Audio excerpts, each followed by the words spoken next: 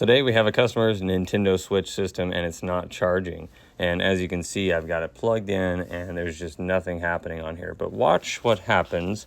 I'm gonna lift the system up a little bit and bend this down. Look at that. So if I lift it and leave it right there, watch, oh, dropped it, lift it, drop it, lift it. And you'll see the charge indicator. So that is a bad USB-C port and we're gonna get that replaced. These are really easy to take apart. What I use is just two different bits here. We've got a Phillips 000 and a Y0 bit from iFixit, and then two of their drivers here. And there's the 4 Y-shaped screws here. Underneath this little kickstand, we have Phillips there.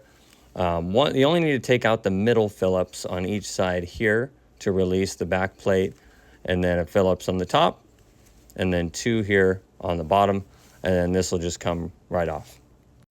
And to my surprise, this is actually a system that I have worked on already a little over a year ago now. In 2024, I did the backlight IC chip and the USB-C already, and it looks like I replaced the fan here, and I might not have even charged them for that, just as a part of the service to help them. But yeah, so it looks like it's broken again. This isn't a huge surprise. It does happen often if there's children involved. You know, they'll kind of just plug it in, throw it on the bed, and it bounces all over the place, and it just gets broken again. Looks like I did a couple other things as a part of this service as well. I did the M92 T36 and the BQ charging IC chip as well. And then most likely underneath this, I have thermal pads, and thermal paste was applied underneath and on top, reapplied. So that's nice. And just doing a quick inspection, I think the plastic internally, because there's more pins underneath right here. You might even be able to see some of them on the back here. Yeah, you can kind of see some of them down there. But I think one of those just busted off the board due to the cable being bent or at a certain angle for too long, or even getting dropped or thrown in a backpack with it plugged into a power bank or something. I've heard of people doing that. But let's get this set up and we'll get that replaced.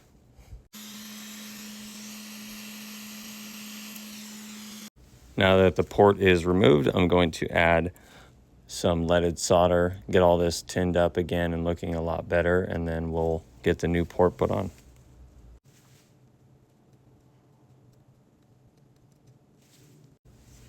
I'm just kind of getting it cleaned up real quick, some of this extra flux off of here. And we're actually going to tin up the bottom pins here, so just add a little bit of flux. And you want just a tiny amount of solder on here to just glide across the top of these, just like that. Let's get this new port put into place. Just gonna add a layer of flux here.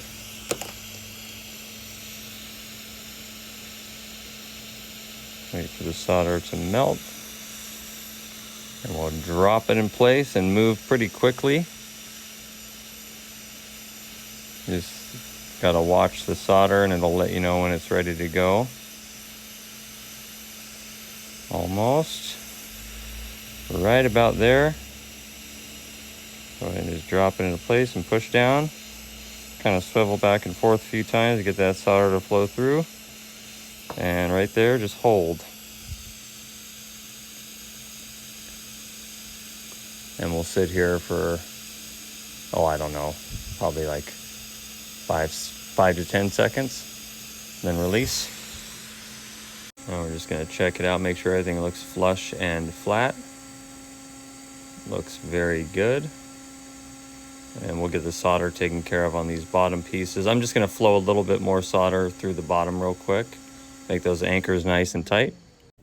So I've allowed the board to cool down a bit. Let's go ahead and give it a test. Look at that, perfect. Let's go ahead and flip it. Sometimes you'd be amazed how it won't work when it's flipped. And look at that. Perfect. So we'll get it put back together and make sure we get everything working. All right, we got it all back together. SD cards put in there. Let's see if we get the battery symbol. Nice click. Should be right there. Boom.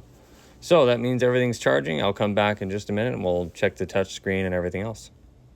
After about 15 or 20 minutes, it looks like everything's powered up. Touchscreen works great.